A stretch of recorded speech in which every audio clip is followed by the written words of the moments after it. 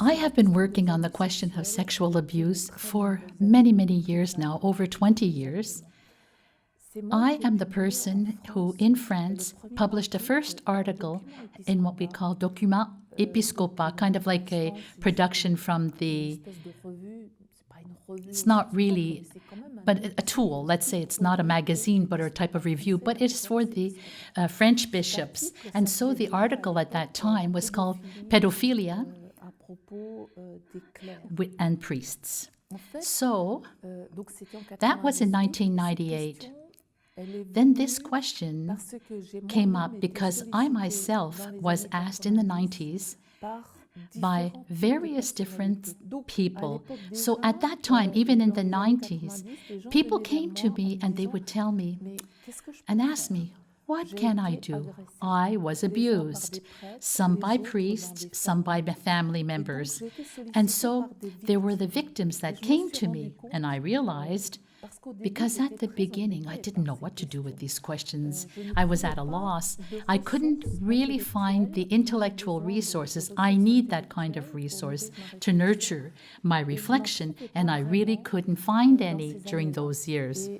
And with Xavier Thévenot, who really also worked on moral theology, came to the realization that moral theology was not enough. It just wasn't enough. That this theology had to be helped along by human sciences, because he had been doing a lot of work on psychoanalysis, psychology, psychiatry, various different elements of that type of work. So when I was working on this question of sexual abuse, I turned to him and I asked him, well, what do you think? Could you help me? So he helped me, and we were able to find other colleagues that we convened, to come to us. So in the 90s, in the mid-90s, I was at the University of Metz, and I had participated because Metz and Nancy in France are very close. So we had an ethics committee in Nancy that I was part of, and I had many colleagues, many friends on the committee. So one of my immediate collaborators, and I'm in child psychology in Nancy at the psychiatric hospital there. So he said, yeah, but you understand, we have victims and that we receive here at the psychiatric hospital, but not more than that. So no information at all. So when I went through all of the literature, I went through the libraries and all the university libraries that I knew. I took that and compared it with different dialogues that I had with various people, because I've got to tell you, I was at a loss. I would meet victims of incest, of rape, victims of abuse by priests. And I realized that the more I learned, the more I went forward, because I was sensitized to this question. I didn't know why, and I didn't have the tools to help me, so I had to invest in these. But I have to tell you, it was extremely difficult. Until I met with people, they were quite rare at that time, but during that time, I was able to meet up with somebody else who was guilty of this, of some of the victims that said to me, what do I do? What am I doing in my family? How do I act now?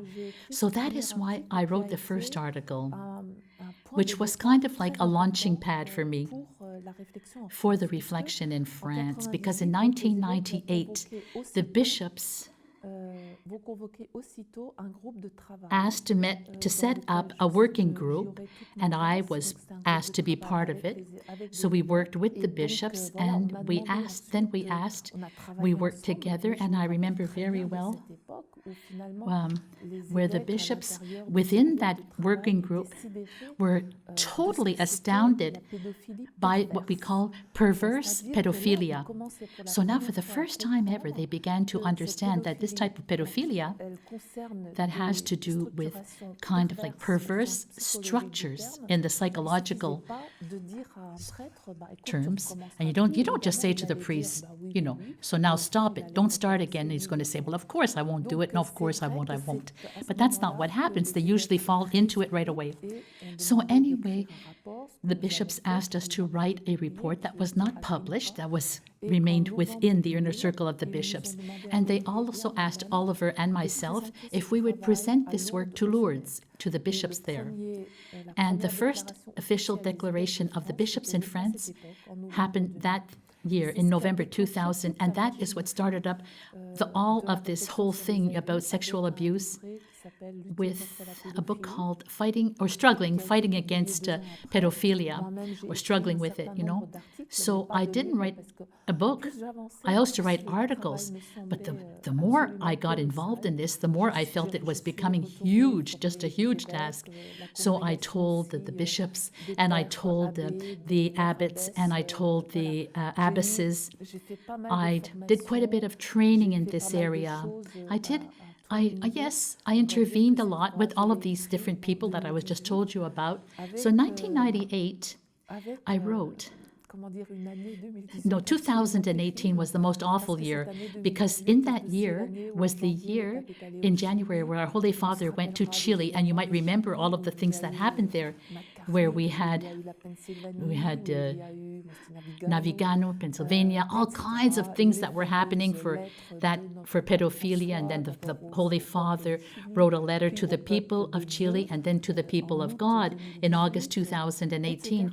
So, my God, to tell you, there was just this unbelievable quantity of things that were published, and I thought, how in God's name are we ever going to be able to manage all of this literature, deal with it all?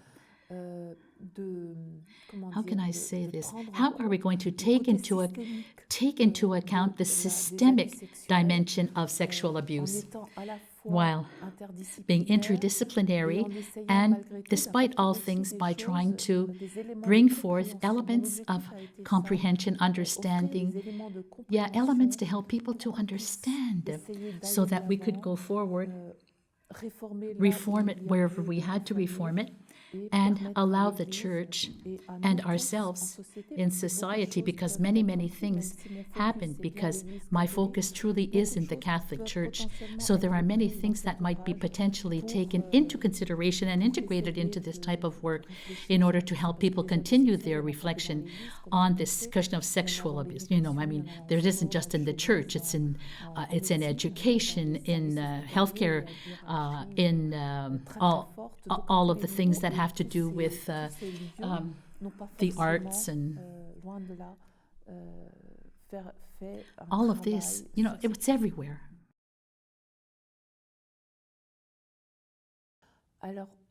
I think what would be good for us to realize is when the Pope speaks out on this issue, particularly when he addressed himself to the Chilean people and to the people of God, when he talks of sexual abuse, he associates it with the abuse of power and the abuse of trust on the part of the victim. So we can integrate here with the abuse of power, finances, and economical abuse. Economics. I think it's important for us to never forget that dimension either, because in reality, we're talking about a dysfunctional way of being centered in one and in the other. When we talk of economic and financial abuse, are never taken into consideration when it's sexual abuse. And I said to myself at the beginning, I could not understand it either. But the more I went forward, the more I realized that kind of the business world in Lyon, which got a lot of media coverage, we see here that there is a very, very strong bind between the two of them. There's very tightly linked for the financial administration, and that is what took over even, and sexual abuse kind of like came after that, or kind of like linked to it. But it's quite logical when you think about it, because at the outset, and this for many reasons, and it's important for us to situate ourselves in history, and the Council of Trent in particular, where many things were kind of like changed and renewed in the church, and as a reaction to Protestantism. So this council gave priority to a more sacrificial type of element where the priest offers himself as a victim on the altar of Christ. It was sacrificial. And this was a reaction against Protestantism that is firmly founded on the Word of God. So that became very clear. And so it's important for us to understand that we find ourselves at a time when priestly celibacy was not something that was well understood. It wasn't natural. And so the priest was kind of like placed in a position where he was over the laity, over the masses, superior to, because of their consecrated virginity in the broadest sense of the word. Because when you talk about celibacy, it creates a problem of vocabulary. You have celibacy, you have continence, and you've got chastity. Very oftentimes in the church, you know what? We just mix them all up. So celibacy means not to get married. And at that time, the Council of Trent,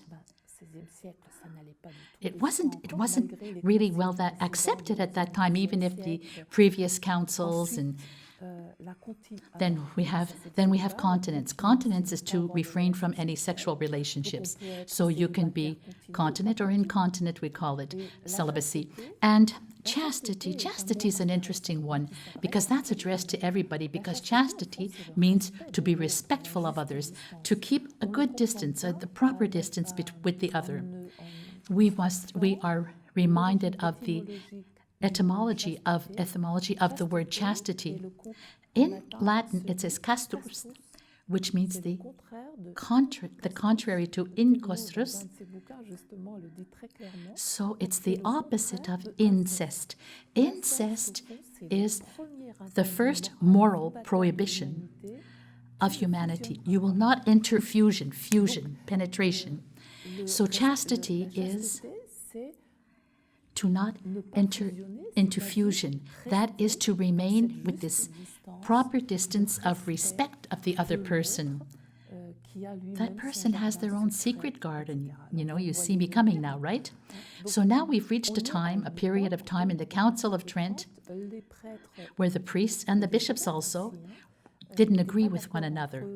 And then the Council of Trent says, okay, we're going to decide, we're going to train the priests, we're going to form them in the seminaries, and they're there to confess. But first and foremost. And that is why the priest is sort of set aside. Set aside because of this kind of like we're going to kind of like over-evaluate. We're going to make the person superior. And superior is in all of the text that we find at that time. Sacra Virginitas at the beginning of the Council of Trent.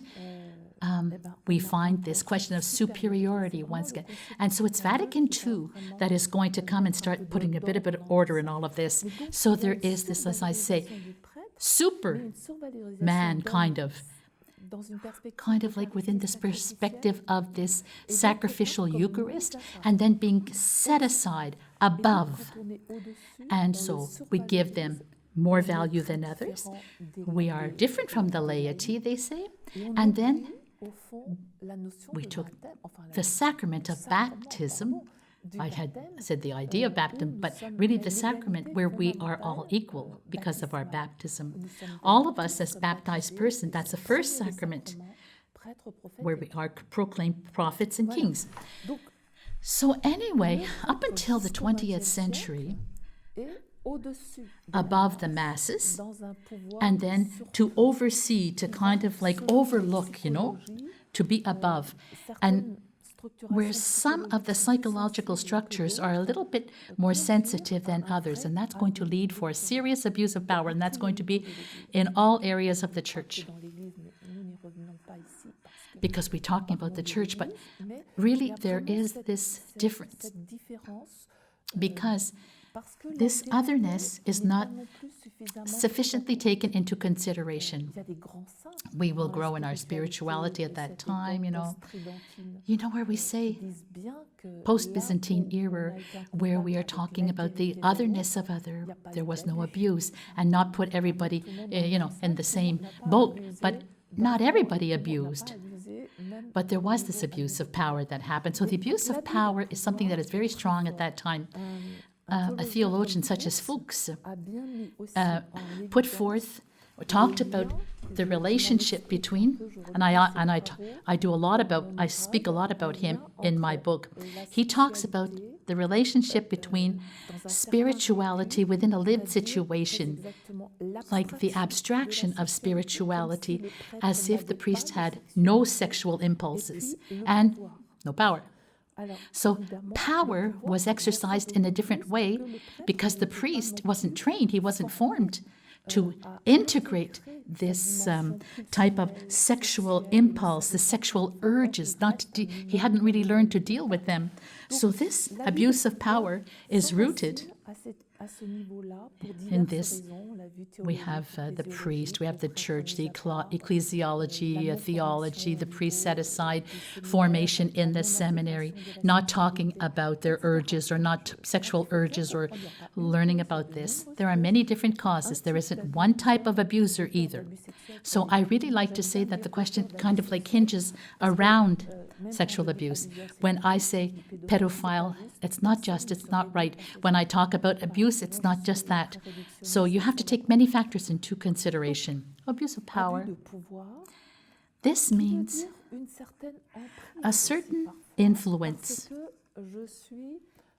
or ascendancy, because I'm a little bit overwhelmed by what I have within me and by this power and by this question of ascendancy, or because of the influence I have on them.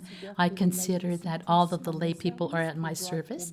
They have to obey me, and that's the way it is in the church. And little by little, the victims are isolated, how can I say, and educated, let's say, quote unquote, in a way that the priest, in his narcissism, in his perfectionism, in his tendency for perfection, is kind of like really put forth, and so you become the abuse of trust. You say, well, no, don't think like that. And the same thing is true in a certain number of cases. I would say in mostly all of the cases, in all of the perpetrators of sexual abuse, there is kind of like a cognitive distortion. Like the priest will tell himself stories and to justify. And so you see that this abuse of power, the abuses of power, and when I talked about the economic dimension and the abuse of trust, leads to abuse that could become sexual at all levels. And there are different levels. However, depending on French law, but I would say the same thing is true in most countries, although I'm not sure. We have three categories. We have abuse. Abuse is abuse. To not respect the other is what it means, because they could be raped. That's very, very serious. That is the penetration. Then we have sexual aggression, sexual abuse, sexual violence. You know, it's premeditated, it's violent. And then you have touching, sexual latency in a way through touches. And we touch the person in different places in different ways. So all of this constitutes sexual abuse because I have a certain ascendancy on the life of the other. I don't take into account who they are, or I try to convince the other, and I use them at my service. I make them into an instrument, a tool, and in a more pejorative sense of the word, it's just a tool just a toy in my hands. And so in this perverse type of pedophilia, it's even worse. Not everybody is perverse. I would say it's about 10% of abusers are what I would characterize as perverse, but it's very difficult because pure perversion doesn't exist. So we have all types of personalities involved here. We got neurotic, narcissistic, perfectionist. These are people who are the most numerous, sometimes because of alcohol or solitude. So these are things you have to take into consideration when we talk about priests. The idea of not knowing what to do with the urges they have. So that can lead to first transgressions. And nothing happens. The world doesn't fall apart, and nobody knows. And maybe because of the sexual ethics that we receive from the church, we just let the whole thing just roll by. So I keep doing it on a recurring basis, recurring and recurring all the time. I fall back into the same trap all the time. So it's not enough just to say it like that, but this is what the Holy Father took into account when he wrote his 2 letters that I talked to you about that are extremely interesting and so wonderful to work with. But the fact that the bishops who were responsible for their priests knew very well what was happening. They knew, but they were conscious also of what was happening and the fact that it was wrong. So they never said anything, and they even covered up. The Pennsylvania report is honestly, God, it's appalling. It's so heinous, and in Ireland the same thing happened also. Many, many religious congregations, even of women's congregations, where there's all types, physical violence, sexual abuse, all types of abuse, even in food and in everything. So when you read these reports, it's just awful. But you also realize that there are certain bishops who asked and wrote to the Roman Curia. And we have Mark Kamen, who worked a lot for the bishops and did a lot of research. And the bishops wrote to Rome from Ireland, and they never got an answer. And they never knew really what to do with this question. So there are texts in the church that they could refer to, but there are very few. And they weren't explicit enough in the procedures that had to be set in place to counteract this.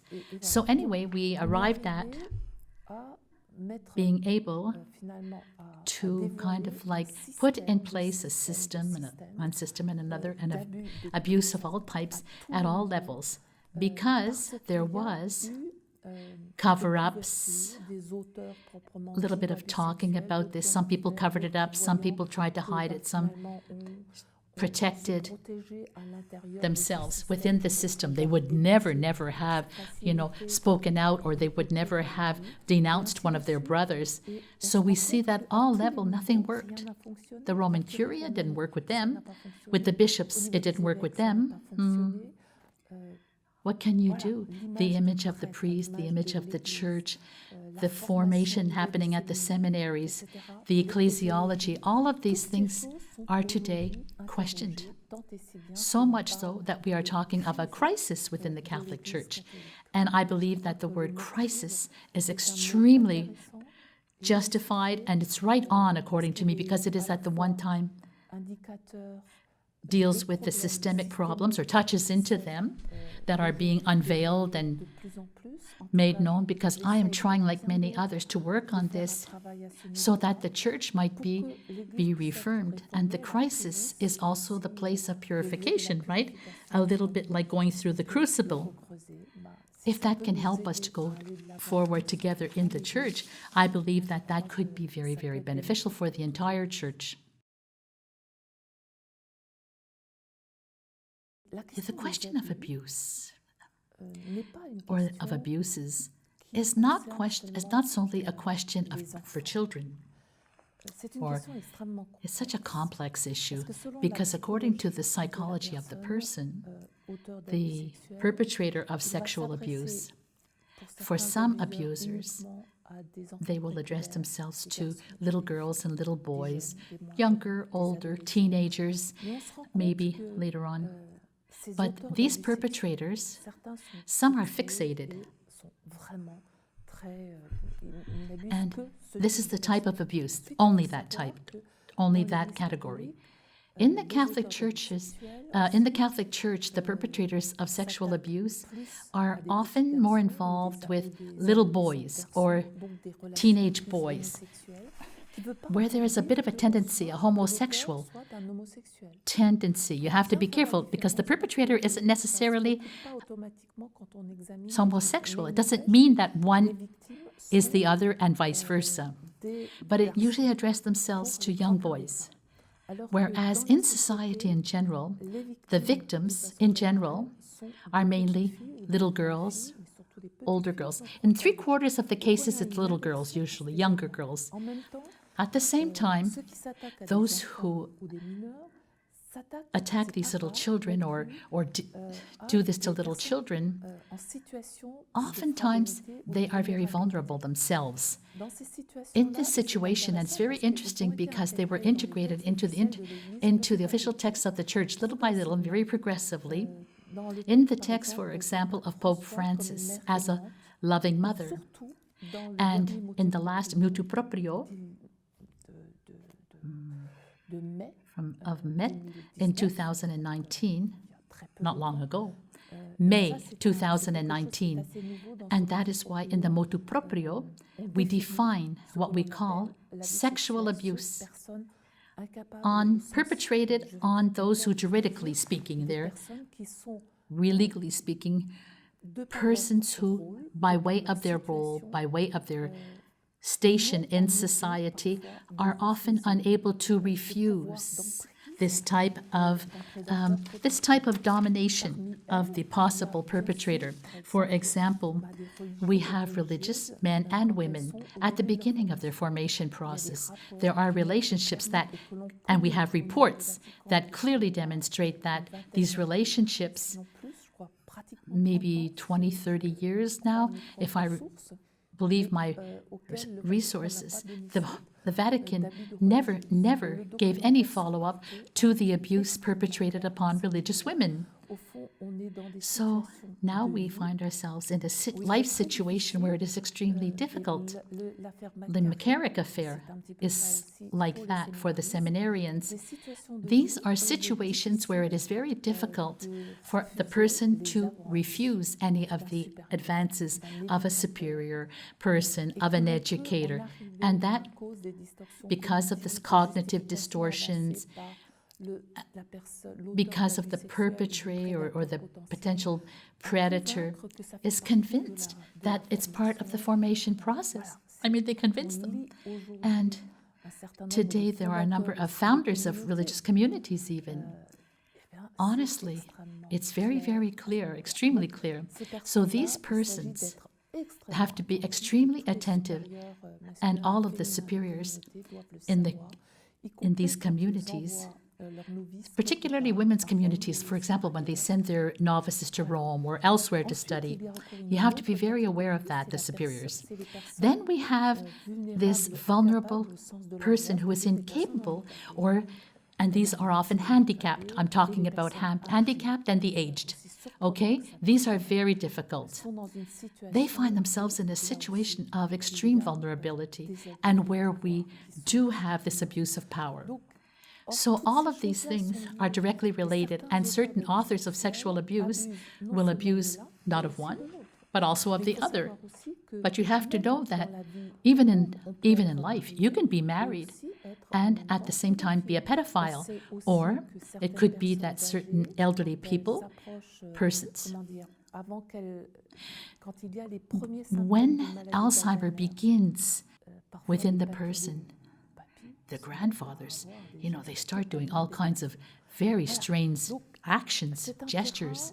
So now, after a certain number of years, we're starting to explore this question, but we do have a lot of work left in order to better understand and to do more in the way of prevention so that it will happen less and less. Now, it will always happen. We cannot have perfect prevention, but the importance is that we would understand what is happening and that we would be able to see the signs, the changes in the behavior of the person, even at school, and for the older person or for an adult that finds themselves in a situation more vulnerable, to be very careful to what they say. I would say believe them, okay, when they say something. I mean, lies could exist, but when you follow, like for the children especially, if you follow the protocol that we have in place today, and Madame CEERE, who is from Canada, published a wonderful protocol to be used with the children who on the legal spectrum is being used. So it is used in many different countries of the world today. For young adults, it's different. But we take for the children, it's important to listen to them. And we realize that if they're lying, we can see it right away. But the idea is to always begin by believing, because it's terrible for the victim to speak out. It's very hard, because it can produce an inner shock. The question of abuse is tremendous in the church. It's really, really formidable. I would say that we have to work in order to prevent, heal, accompany, walk with, journey with the priests. There is a lot of work to be done in the church.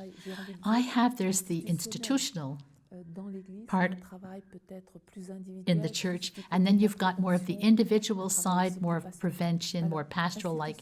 So at this point, I would believe that, yes, the Curia is being in the process of reforming things so that we can go forward in a more dialogical type of perspective. I believe that it's absolutely necessary. And if I believe the press, it is happening, and if the official text is not published yet, or while we are taping this interview, it is coming. There is work to be done on the ministerial level, ordained ministry. Not only there, though, it's important for us to go back and re-examine the whole question of ministry.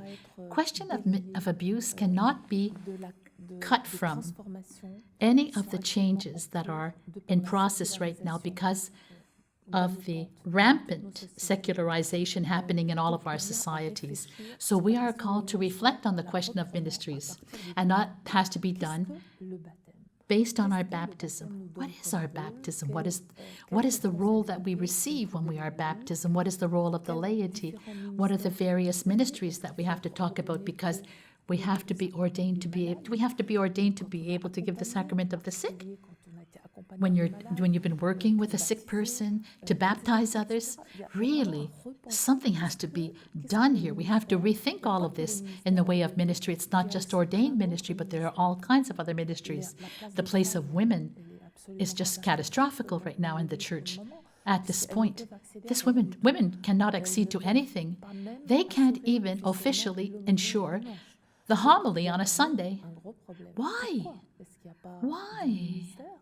Why aren't women able to exercise ministry at that level? I'm not even talking about the question of the ordination of women. I'm not talking about that even.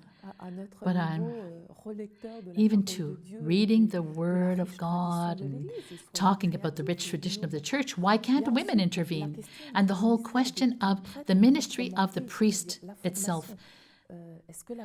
The training, the formation, is it well adapted to the various profiles, the different profile of priests that we have today? In general, we don't have young people coming to us at 20 years old. They've got professional experience, they've got a life experience. They have lived with others and lived together. And then why is it that God calls? Well, if God's calling, the church can just say, oh, well, no, that's not part of our categories that we accept, or you have to be part of this category, otherwise you can't be ordained. I think there's a lot of reflection to be done, and I don't have any magic solutions. And the priest is the representative of Christ, or is it Christ himself? Inter Christus? Ipsis Christus? This raises all types of really quite very impressive questions. There is an individual type of work to be done with the priest so that they can accede to have access to true, good psychological, psychosexual training in order for them to come into contact with their urges and to see why chastity, continence, and celibacy that we talk about in the church would be something that would help them to flourish. Maybe this question is something that we have to rethink today. Is it really celibacy across the board for everybody? Because it's very difficult. Usually we ordain. When we ordain, the young ordained person usually is very happy, everything is beautiful at the beginning, and then the person becomes fatigued, becomes bored, And some are unable to continue to live the celibacy that they promised. So, and it's terrible for them. It's absolutely devastating for them. So what do you do in that case? Do we just let all of that, leave it kind of like in the shadow and just say, okay, we won't deal with it, we just pretend it won't exist? Or do we take it and do we try to deal with it and think about it, reflect upon it? So these are very important questions, the place of women in the church. I would say the place of laity, really, of the laity. I think that the Bishops' Conference is very important. However, we can't say that in the governance of the church, you can only have ordained people. And we can ignore the place of the laity, ignore the place of women. Honest to God, we're just losing essential elements of life in the church. Why couldn't we have a mix of a conference of bishops, laity, the sisters, or the laity, men and women? So Christ said to us, I am with you till the end of time. I will be with you every day until the end of time. Let's believe that. Let's trust in him. And the third level, of course, in the parishes, we need a protocol, very strict protocols. To whom do we have to go if something happens? What do you do, for example, in the Diocese of Strasbourg? We are working on that right now. When we hire in the church, we also go back and make sure that there was they don't have a file or, police file or whatever. If the priest comes from elsewhere, another country, say, why wasn't he ordained there? Why was he not able to go to the very end and be ordained in another seminary where he began? And then I believe that there is a lot to be done there. And in the parishes, it's important to associate priests and laity and offer them some good training, some firm formation. As soon as you hire laity in the church and priests in the church, there should be a charter that gives them an idea of what they are committing themselves to. So far, canon law the priest doesn't have to be accountable to anybody, the bishop to anybody, to nobody.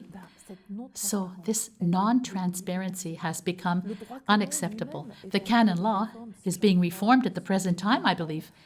And I think that there are many, many things. You can't put everything, hinging on the sixth commandment that rape or contraception or unacceptable touching could all be part of the sixth commandment. It's all wrong. If you do that, it means that everything is too serious, and at the same time, nothing is serious. All distortion, all of these cognitive distortions come on the scene very quickly. So there's very much to be done. We have urgent things to be done, less urgent things to be done. But there are many theologians and bishops today.